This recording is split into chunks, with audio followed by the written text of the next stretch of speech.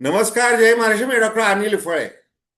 अंजली दमनिया सामाजिक कार्यकर्त्या यांनी केंद्रीय गृहमंत्री अमित शहा आणि महाराष्ट्राचे मुख्यमंत्री व गृहमंत्री देवेंद्र फडणवीस यांच्या समोर एक मोठं आव्हान उभं केलेलं आहे. काय आहे ते आव्हान? हा जो लिंग पिसाट भोंदू बाबा तथाकथित कॅप्टन मर्चंट नेव्ही मधला अशोक खरात हा अनेक राजकारण्यांना म्हणे की ओशनो जल द्यायचं, आणि हे ओशनो जल जे आहे ते घेण्यासाठी हे भले भले राजकारणी आपली माणसं थरातकडे सातत्याने पाठवायची. आता तिरुपती बालाजी ट्रस्ट त्याचा एक विश्वस्त तो तर हेलिकॉप्टर पाठवायचा, आणि मग महाराष्ट्रातले राजकारणी तर विचारायलाच नको. अनेक राजकारणी वारंवार या खरात बाबाला भेटायचे, आणि हा खरात बाबा जो आहे त्याने श्वापदाच्या मनामध्ये ज्या प्रकारची वासना असते त्याच प्रकारची श्वापद वासना ज्यांच्याकडे कोट्यवधीची माया आहे त्यांच्याकडे, आणि जे अगदी निर्धन आहेत त्यांच्याकडे सुद्धा ती असते. याचा फायदा घेत आपली भोंदूगिरी तेजीमध्ये आली. अनेक कोट्यवधी रुपयांचा तो मालक झाला. आता गृह खातं जे अतिशय महत्वाचं असं खातं, म्हणजे मुख्यमंत्री देवेंद्र फडणवीस यांना शतशः धन्यवाद दिले पाहिजेत की त्यांनी कुणाचाही मुलाहिजा न बाळगता आपण खऱ्या अर्थाने सावरकरवादी दृष्टिकोनातले विज्ञानवादी हिंदुत्व मानणारे आहोत हे त्यांनी सिद्ध केलं, असं वक्तव्य संजय राऊत यांनी केलं. आता देवेंद्र फडणवीस हे अत्याधुनिक पद्धतीचा वापर करतात, एआयचा वापर करतात, अनेक ऍप्स आहेत, आणि पोलीस खातं जे आहे गृह खातं अतिशय सक्षम केलेलं आहे. आता त्यांच्या आणि महाराष्ट्राच्या दुर्दैवाने तो इंस्टाग्रामवर तो जो व्हिडिओ फिरत आहे तो अतिशय अश्लील आहे, आणि दुर्दैवाने लहान मुलांपासून वृद्धांपर्यंत तो सगळा बघितला जात आहे, ज्यामध्ये अशोक खरात हा महिलांना कशा प्रकारे वश करायचा, मंत्रोच्चार सुरू असायचा, त्या नादामध्ये त्या लईमध्ये तो आपलं मूत्र काढायचा, त्या महिलेला तो पाजायचा आणि टेबलवर आपली वासना भागवायचा. अशा प्रकारचा तो व्हिडिओ आहे. अशा प्रकारचे 58 व्हिडिओ आहेत, आणि महाराष्ट्राची नाही भारताची मान शर्मेने खाली जाईल अशी परिस्थिती आहे. विन्स्टन चर्चिल जे म्हणाला होता की हा साधू गारोड्यांचा देश आहे, असाच मरेल, कणाकणाने मरेल, आणि तसा मरताना दुर्दैवाने आता वेगळ्या पद्धतीने तो आपल्याला बघावा लागतो. हे दुर्दैव आहे. मग आता जादू टोना विधेयक जे 2013 मध्ये महाराष्ट्रातल्या सरकारने हे संमत केलं, विधिमंडळाने संमत केलं, राज्यपालांची स्वाक्षरी झाली, ते जे आहे की महाराष्ट्र नरबळी आणि इतर अमानवीय अनिष्ट आणि अघोरी प्रथा आणि जादूटोना प्रतिबंध व त्याचे समूळ उच्चाटन अधिनियम 2013 या अंतर्गत आता गृह खात्याला काम करावं लागणार आहे या प्रकरणात. तसं एरवी तुम्ही जर गुगल केलं तर तुम्हाला शेकडो हजारो असे गुन्हे दाखल झालेले पाहायला मिळतील. आणि मग आता या प्रकरणामध्ये नेमकं काय आहे ओशनो जल, दमानिया नेमकं काय म्हटलेलं आहे त्याविषयी आपण थेट विश्लेषण करतो. दर्शकांना विनंती की चॅनल सबस्क्राईब करावं, सबस्क्राईबचं बटन दाबावं आणि आपल्या प्रतिक्रिया बिनधास्तपणे नोंदवाव्या. तटस्थ भूमिकेतून स्वतंत्र पत्रकारिता म्हणून सर्वसामान्यांच्या दृष्टिकोनातून आपण चर्चा करत असतो. महाराष्ट्राचं राजकारण नाही, समाजकारण आणि अनेक अर्थाने अर्थकारण देखील ढवळून निघालेलं आहे. म्हणजे ज्या पद्धतीने सत्ताधारी असतील, विरोधक असतील, ज्यांना सत्तेचा माज आलेला आणि ज्यांना सत्ता हवी आहे त्यांना आपला भावनिक कंड शमवण्यासाठी खरात बाबा कसा लागतो हे महाराष्ट्र पाहतं. विषय खूप आहेत, गुंतागुंत खूप मोठी आहे. मग अंजली दमानिया यांनी जे ओशनो जल हा जो शब्द वापरलेला आहे तो अनेक माध्यमांमध्ये काल परवा येऊन गेलेला आहे. काय आहे ते ओशनो जल? ओशोजल, आता मुळात ओशो हे एक आध्यात्मिक गुरु, त्यांच्याकडून तो आलेला आहे का? संभोगातून समाधीकडे वगैरे त्यांची फार उदात्त वगैरे, तसा तो आलेला आहे का? खरात बाबावर ते संस्कार होते का त्या अर्थाने? नको ते संमोहित करायचं, दुसऱ्यांना लुबडायचं, मानसिक शारीरिक शोषण करायचं आणि आपला कार्यभाग साधून घ्यायचा, अशा प्रकारचा तो शब्द आहे का? आणि मग या उष्णजालामध्ये एक सिरप वापरायचा, हा खरात बाबा. त्याच्यानंतर सिरप वापरल्यानंतर व्हायग्राच्या ज्या गोळ्यात, व्हायग्राच्या, ज्यांनी सगळ्या नसा ताठर होतात आणि लैंगिक शक्ती वाढते, ते कुटून तो त्याच्यामध्ये टाकायचं आणि ते त्या पुरुषांना द्यायचं.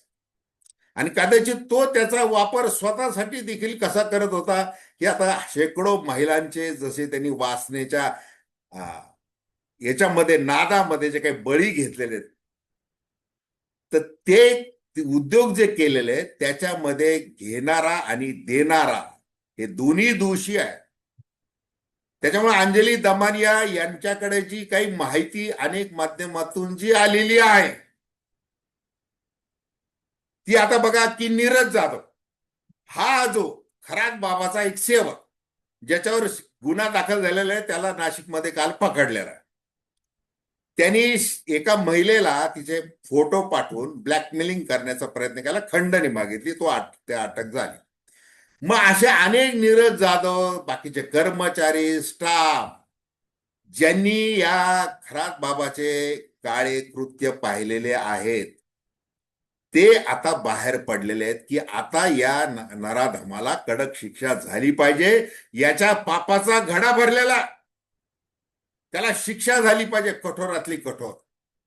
त्यामुळे ही माहिती बाहेर येते. बरं, गृह खातं एकदम तीक्ष्ण खातं आहे. म्हणजे मुख्यमंत्री देवेंद्र फडणवीस यांना 15 दिवसांपूर्वीच पोलीस यंत्रणेने ही माहिती दिली होती की बघा साहेब, असा बाबा आहे, करामती बाबा आहे, या बाबाकडे भले भले राजकारणी जाऊन बसतात, उठतात, भेटतात, वेळेचं बंधन नाही, काही नाही, काही नाही, काही नाही, काही नाही. आणि हे असं सीसीटीव्हीचे फुटेजेस आहेत, प्रसार माध्यमांमध्ये बातम्या छापून आलेल्या आहेत, फोटो भरपूर आहेत, प्रत्येकाच्या फेसबुकवर फोटो आहेत, कधी लग्नाला गेले, कोणाला आशीर्वाद दिले, कधी पाद्यपूजन केलं, कधी आरती केली, कधी परमतुल्य गुरु महाराज म्हटले, कशा प्रकारचे भाषण केले, जेवणावळी कशा उठल्या, कुठले अभिषेक केले, कुठल्या मंदिरात केले, काय केलं, हे सगळं पोलिसांकडे आहे, गृह खात्याकडे आहे. त्याच्यामुळं आता दमानिया यांनी जे काही आव्हान उभं केलेलं आहे गृह खात्याकडे, की आता पारदर्शक तपास करायचा आहे ना, मग आता हे राजकारणी जे स्वतः किंवा माणसांकरवी पोषणोज्वल घ्यायचे, त्यांची नावे प्रकाशित करा, त्यांचा शोध घ्या, अशी मागणी दमानी यांनी केलेली. बरं, ती एक वेळेला केलेली नाही, गेल्या 2-4 दिवसामध्ये त्यांनी 2 वेळेला पत्रकार परिषदांमध्ये ही मागणी केलेली आहे. आता मग कर्तव्यदक्ष मुख्यमंत्री, गृहमंत्री देवेंद्र फडणवीस यांना ते करावं लागणार आहे. आणि ते करतील का, हाच मुळात प्रश्न आहे. कारण एक राजकारणी म्हणजे हजारो लाखो लोकांचा तो नेता असतो, त्याच्याकडे कोणत्या नजरेने पाहिलं जातं. आणि मग ज्यांनी संरक्षण करायचंय सगळ्या प्रकारचं जनतेचं, तोच जर असा शेण खात असेल तर करायचं काय, हा मोठा सामाजिक प्रश्न आहे. राजकीय सूडबुद्धीने ऐन वेळेला संकटामध्ये एकमेकांवर कमरे खालचे वार करायचे, हे तर होतच असतं. काय राजकारणामध्ये सगळं क्षम्य आहे, आम्ही राजकारण करतोय, आम्ही काही संन्याशाची वस्त्रे परिधान करून राजकारण करत नाही, त्याच्यामुळे आम्हाला सगळं माफ आहे, आमची कूटनीती आहे, आमची अमुक नीती आहे, आमची तमुक नीती आहे, हे सगळं सांगत फिरायचं. जाती जातीमध्ये भांडणं लावायचे, धर्माधर्मामध्ये भांडणं लावायचे, हे उद्योग करायचे. आणि मग ज्या वेळेला आता वेळ आलेली आहे की आता कायदा हा सर्वांसाठी समान आहे, कठोर आहे, मुळातच शपथ घेण्यासाठी, शपथ घेत असताना कुणाबद्दल ममत्व वा द्वेष बाळगणार नाही याची आठवण झाली पाहिजे. आणि कुठेतरी हे थांबलं पाहिजे. जसं काल परवा राज ठाकरे यांनी जे संबोधित केलं महाराष्ट्राला, त्यांचं अराजकीय जे भाषण गाजतंय, त्यांनी सांगितलेले की मोबाईल, इंस्टाग्राम, कोट्यावधी माणसं मनगट त्याच्यामध्ये हरकून गेलेली आहेत आणि हे विकृतांचे व्हिडिओ त्याच्यामध्ये फिरत आहेत.